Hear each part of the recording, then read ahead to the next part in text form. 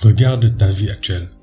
Non, sérieusement, fais un arrêt sur image. Tu as entre 18 et 30 ans, tu es censé être dans la fleur de l'âge. Tu es censé déborder d'énergie, avoir une faim de loup, être en train de bâtir l'empire de ton futur.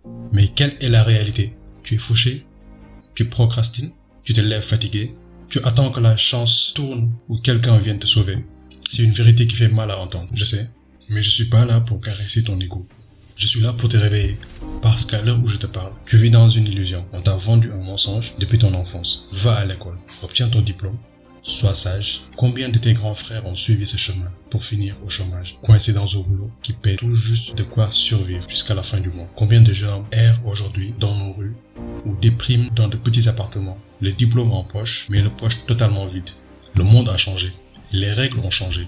Mais toi, tu continues de jouer avec les règles d'un jeu qui n'existe plus. Tu attends le monde parfait, tu attends que l'économie s'améliore, que le gouvernement fasse quelque chose pour la jeunesse, ou que ce fameux tonton bien placé te trouve enfin un piston. Tu attends d'avoir assez d'argent pour lancer ton projet. Tu attends d'être motivé pour aller à la salle de sport. Laisse-moi te citer Marc Aurèle, l'empereur romain et philosophe stoïcien, l'homme le plus puissant de son époque. Ne vis pas comme si tu avais 10 000 ans à vivre. Le destin est suspendu au-dessus de ta tête. Tant que tu vis, tant que cela est possible, deviens un homme de bien. Tu agis comme si tu avais l'éternité devant toi. C'est l'illusion du temps infini. Tu te dis, c'est bon, j'ai 22 ans, j'ai le temps de me poser, j'ai 26 ans, je commencerai à épargner et à investir à 30 ans. Grave erreur, le temps ne se rattrape jamais. Chaque jour où tu choisis le confort, tu creuses l'écart entre l'homme que tu es et l'homme que tu aurais pu devenir. Chaque week-end passé à boire dans les maquis ou les bars pour oublier ta semaine médiocre, c'est de l'argent et de l'énergie que tu voles à ton futur toi. Tu veux devenir un homme respecté. Tu veux l'indépendance financière pour mettre ta famille à l'abri. Tu veux que les gens te regardent avec admiration quand tu entres dans une pièce. Rien de tout cela ne s'achète avec des excuses. Le respect se conquiert. La liberté financière se bâtit dans la douleur et la discipline. Mais rassure-toi, si tu m'écoutes aujourd'hui, c'est qu'il te reste une étincelle de lucidité. Tu sens au fond de tes tripes que tu es fait pour plus grand. Dans quelques minutes à la fin de cette vidéo, je vais te dévoiler un plan d'action chirurgical, le plan exact pour hacker ton cerveau, reprogrammer ton quotidien et transformer cette vingtaine cachée en un tremplin vers la puissance. Je vais t'expliquer comment dès demain matin, tu vas pouvoir reprendre le contrôle de ta vie. Mais avant de construire, mon frère, il faut nettoyer le terrain. Il faut identifier ce qui te tue à petit feu en ce moment même. Et ce n'est pas le manque de diplôme ou l'économie. C'est un assassin beaucoup plus silencieux. Tu crois que tu es paresseux. Tu penses que tu manques de motivation. Faux. Tu n'es pas paresseux. Ton cerveau a simplement été piraté. Nous allons parler de l'assassin silencieux de notre génération. La dopamine, bon marché. C'est la véritable raison pour laquelle tu stagnes. Imagine un instant tes ancêtres. Pour ressentir un pic de dopamine, l'hormone de la récompense et de l'accomplissement. Ils devaient chasser, bâtir, conquérir, survivre à des conditions extrêmes. La dopamine était la récompense biochimique d'un effort intense et nécessaire à la survie. Et toi, aujourd'hui, il te suffit de glisser ton pouce sur un écran pour voir défiler des dizaines de femmes magnifiques, des voitures de sport que tu ne possèdes pas, des clashs, des débats politiques stériles sur Twitter ou TikTok. Quelle est ta routine matinale actuelle? Tu ouvres les yeux et avant même de dire merci pour le souffle de vie qui t'est accordé, ta main cherche ton téléphone. Tu te prends une décharge de lumière bleue dans les rétines et tu commences à scroller sans même avoir posé le pied par terre. Ton cerveau a déjà reçu plus de stimuli en 10 minutes qu'un homme du 18e siècle n'en recevait en un mois entier. Tu inondes ton cerveau de dopamine gratuite et c'est exactement là que réside le piège mortel. Sénèque disait, ce n'est pas que nous disposons de peu de temps, c'est plutôt que nous en perdons beaucoup. Mais ce que tu perds en scrollant, ce n'est pas seulement du temps, c'est ton énergie vitale et ta capacité de concentration. Pourquoi crois-tu qu'il t'est devenu impossible de lire un livre de développement personnel pendant 20 minutes sans ressentir l'envie irrépressible de vérifier tes notifications? Pourquoi crois-tu que l'idée de t'asseoir devant ton ordinateur pour apprendre une nouvelle compétence comme le copywriting, le montage vidéo ou le trading te semble être une montagne insurmontable? Parce que tes récepteurs de dopamine sont grillés. Ton cerveau n'a plus aucune raison de te fournir l'énergie nécessaire pour accomplir des choses difficiles puisqu'il peut obtenir sa dose de plaisir artificiel sans aucun effort. Les algorithmes ont été créés par des ingénieurs surdoués, payer des millions pour te garder en chaîne, pendant que tu perds ton temps à commenter la vie des autres. Eux, ils s'enrichissent sur ton manque de discipline. Regarde la réalité en face, surtout chez nous. On entend tout le monde se plaindre. L'inflation augmente, il n'y a pas de travail au pays, le système est corrompu, et pourtant regarde le temps d'écran de ces mêmes personnes. 4 heures, 6 heures, parfois 8 heures par jour sur des réseaux sociaux. Tu as le temps de scroller. mais tu n'as pas le temps de lancer un petit business. Tu as l'argent pour payer des passes internet, pour regarder des vidéos de divertissement, mais tu n'as pas l'argent pour acheter une formation qui pourrait doubler tes revenus. C'est de l'hypocrisie pure et dure envers toi-même. Cet assassin silencieux détruit la masculinité. Un homme est censé être un bâtisseur, un pourvoyeur. Il est censé façonner son environnement, pas le subir passivement derrière un écran. La consommation excessive de porno, les réseaux sociaux, les jeux vidéo à outrance, tout cela anesthésie ton agressivité naturelle, celle dont tu as cruellement besoin pour t'imposer sur le marché du travail, pour créer une entreprise, pour te lever à 5 heures du matin et aller soulever de la fonte. Si tu ne règles pas ce problème de focus maintenant, dans 10 ans, tu seras exactement au même endroit, toujours à galérer à la fin du mois, mais avec la calvitie et des rejets amers en prime. Il est temps d'entamer un jeûne mental, de couper les vivres à ce parasite qui dévore ton ambition. Mais attention, même si tu arrives à dompter ton téléphone, il y a un autre piège encore plus vicieux qui t'attend juste devant la porte de chez toi. Un piège qui a détruit plus de destins prometteurs que la pauvreté elle-même, le piège de l'environnement. Tu as éteint ton téléphone, tu as compris que la dopamine artificielle te détruit. Tu es motivé, tu te dis, c'est bon, demain je lance mon business, je vais à la salle, je deviens une machine. Et puis le week-end arrive, ton téléphone sonne. C'est ton ami d'enfance. Il te propose d'aller fumer une chicha, à refaire le monde avec des mots, mais jamais avec des actes. Tu hésites et finalement, par loyauté, par habitude, tu y vas. Tes beaux projets s'évaporent dans la fumée de la soirée. C'est ici que se referme le piège de l'environnement. Écoute-moi bien, car c'est peut-être la pilule la plus difficile à avaler de cette vidéo.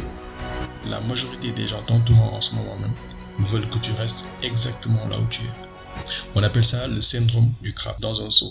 Si tu mets plusieurs crabes dans un seau, aucun ne s'échappera. Pourquoi? Parce que dès qu'un crabe tente de grimper vers la sortie, vers la liberté, les autres s'agrippent à lui et le tirent vers le fond. Tes amis de galère fonctionnent exactement de la même manière. Inconsciemment, ton ambition les dérange. Si tu arrêtes de boire avec eux, si tu commences à lire, à épargner ton argent au lieu de flamber le peu que tu as pour impressionner les filles qui ne te respectent même pas, tu deviens un miroir déformant pour eux. Ta discipline met en lumière leur propre médiocrité. Ta volonté d'évolution leur rappelle leur propre stagnation. Alors, que vont-ils faire? Ils vont se moquer de toi. Ah, monsieur le milliardaire, tu te prends pour qui maintenant? C'est bon, profite de ta jeunesse. On ne vit qu'une seule fois. Le stoïcien Épictète l'a formulé avec une brutalité parfaite il y a 2000 ans. L'élément clé est de ne jamais fréquenter les personnes qui ne partagent pas tes valeurs. Garde tes distances, sinon leurs mauvaises habitudes détiendront sur toi. Tu ne peux pas devenir un aigle si tu continues de picorer avec des pigeons. C'est mathématiquement impossible. L'humain est un animal social, conçu pour s'adapter à son environnement afin de survivre. Si ton environnement normalise le fait d'être fauché, de se plaindre du gouvernement, de passer ses journées à parier sur le sport, au lieu de créer de la valeur, tu finiras par trouver ça normal toi aussi. Et ce n'est pas qu'une question d'amis. Parfois c'est la famille. C'est cette pression terrible, particulièrement en Afrique ou dans la diaspora, où l'on s'attend à ce que tu réussisses vite pour distribuer l'argent. Ou au contraire, où l'on te décourage de prendre des risques entrepreneuriaux pour choisir la sécurité illusoire d'un petit emploi administratif. Tu dois apprendre l'art de l'isolement stratégique. Je ne te dis pas de détester ta famille ou de mépriser tes anciens amis. Je te dis de protéger ton énergie comme si c'était le bien le plus précieux que tu possèdes, parce que c'est le cas. Si tu veux vraiment changer ta trajectoire financière et mentale dans la vingtaine, tu vas devoir accepter d'être incompris. Tu vas devoir accepter la solitude. C'est le prix d'entrée vers la grandeur. La solitude n'est pas une punition. C'est le laboratoire où se forgent des rois. Mais attention, une fois que tu auras fait le vide autour de toi, que tu auras coupé les distractions et les vampires énergétiques, tu vas te retrouver face à toi-même. Tu vas commencer à travailler sur tes objectifs. Et devine quoi? Tu vas échouer. Tu vas te prendre des murs à 100 à l'heure. C'est là que 99% des gens abandonnent. Et c'est là que tu vas devoir utiliser l'arme secrète des entrepreneurs. La philosophie de l'obstacle. Tu as lancé ton premier petit business de e-commerce et tu as perdu de l'argent. Tu as postulé à 50 emplois stratégiques et on t'a rejeté 50 fois. Tu as essayé de te lever à 5 heures du matin pour aller courir et au bout de 3 jours, tu as craqué et tu as dormi jusqu'à 10 heures. Et là, la petite voix dans ta tête commence à chuchoter. Tu vois, tu n'es pas fait pour ça. C'est trop dur, les systèmes sont contre toi, tu n'as pas le bon réseau. Ferme-la, fais taire cette voix de victime immédiate. Si tu veux dominer ta vingtaine et bâtir une vie d'homme respecté, tu dois procéder à une reprogrammation totale de ta perception de l'échec. C'est ici que le stoïcisme prend toute sa puissance. Marc Aurèle a écrit l'une des phrases les plus puissantes de l'histoire de l'humanité. L'obstacle est la matière de mon action. Ce qui fait obstacle à l'action devient l'action. Ce qui barre la route devient la route. Laisse ça infuser dans ton esprit une seconde. Les échecs, les galères, le manque de capital initial, les moqueries, les refus, ce ne sont pas des choses qui t'empêchent d'atteindre ton but.